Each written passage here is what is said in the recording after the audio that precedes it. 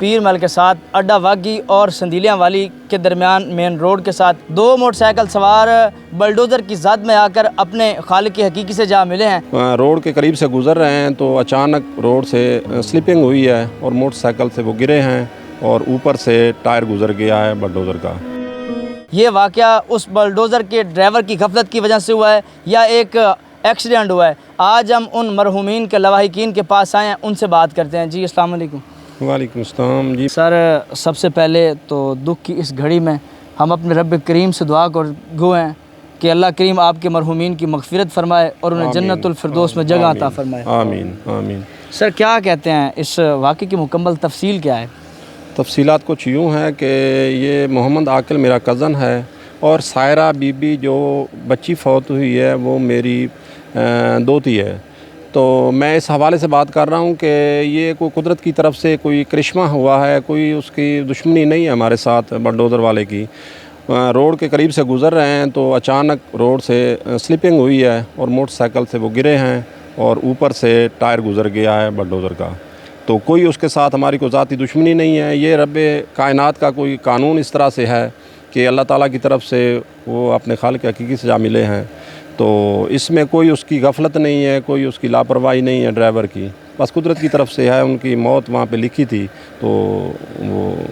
Sir, जो मरहूम आकिल और उनके साथ जो लड़की फौत हुई हैं, क्या कहते हैं, वो आपस में एक दूसरे के क्या लगते थे?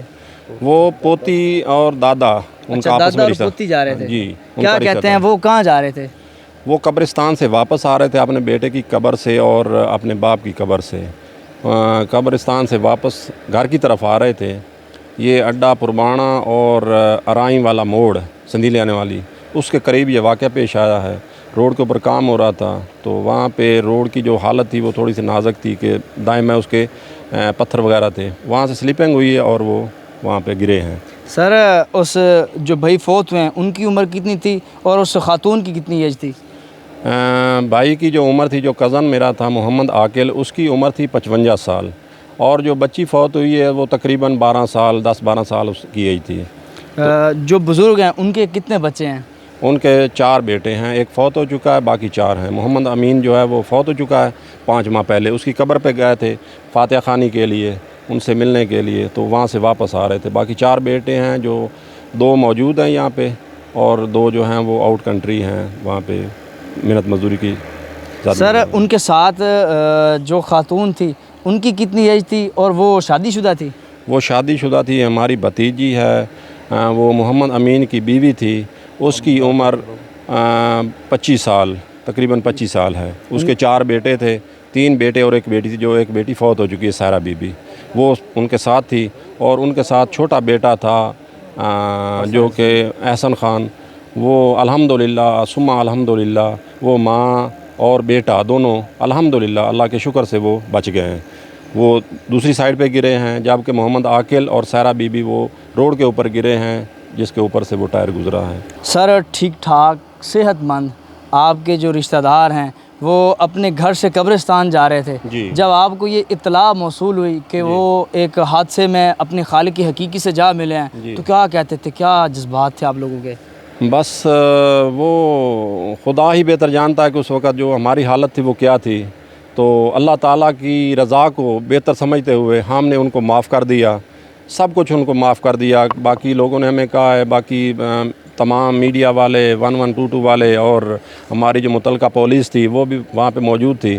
तो हमने सिर्फ़ रज़ा इलाही के लिए हमने उनको माफ़ कर दिया। हमने उनसे कोई बदला नहीं लिया, कोई उनके ऊपर कोई इल्ज़ाम तराशी नहीं की है कि उनकी कोई गलती है या उनकी तरफ से कोई मिस्टेक हुई है।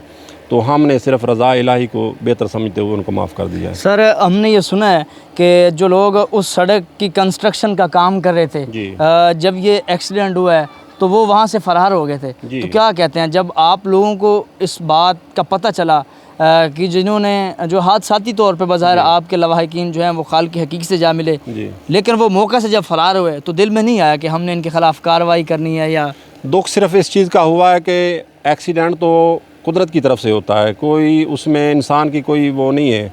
क्योंकि अल्हम्दुलिल्लाह अल्लाह ताला का लाख लाख शुक्र है कि जो भी दुनिया का निज़ाम है अल्लाह ताला के हाथ में है, और पत्ता भी हरकत करता है अल्लाह ताला की मर्ज़ी के ऊपर वो करता है। तो दुख इस चीज़ का है कि जो होना था सो हो गया, लेकिन जो इंतज़ामिया थी वहाँ पे जो काम कर रहे थे उनका काम बनता था उनको उठाना, उनको हॉस्पिटल लेकर जाना, उनकी मरहम पट्टी करना, उनको पानी पिलाना। कम से कम उनको पानी पिला देते तो हमारा दिल ठंडा होता कि उन्होंने हमारे जो यहाँ से जा रहे थे इस दुनिया को छोड़कर, कम से कम उनके होंठ को उन्होंने पानी लगा दिया। हम तो यहाँ से कम 20 मिनट का रास्ता है, हमें इतला मिलते मिलते हम पहुँचे हैं 20 मिनट के बाद, जब तक वो दोनों सायरा बीबी और मोहम्मद आकिल दम तोड़ चुके थे।